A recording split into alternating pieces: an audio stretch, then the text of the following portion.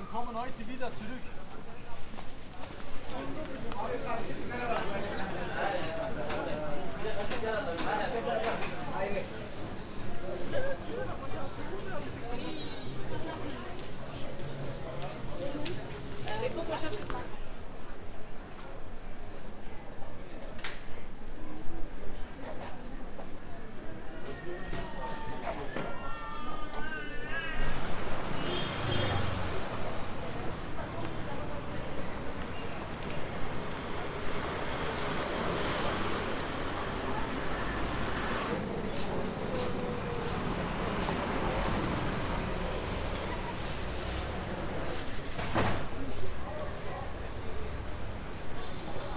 Ja.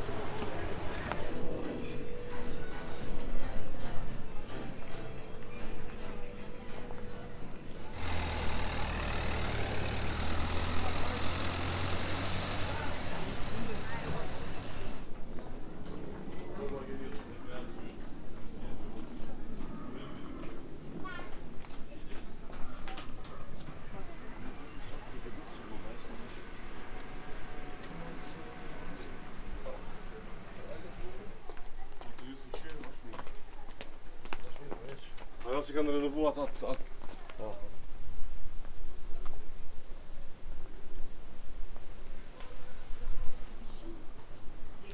Hiç inanamayacağın tarafı ne biliyor musun?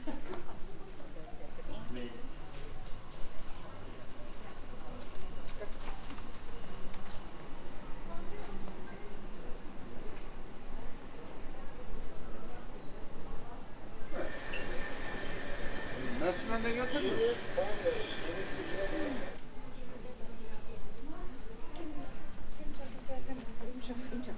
İncel Bey.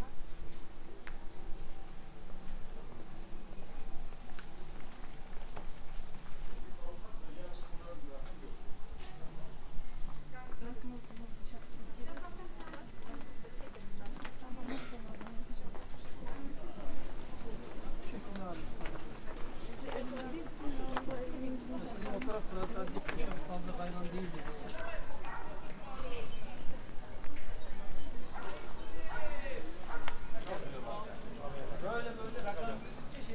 Para.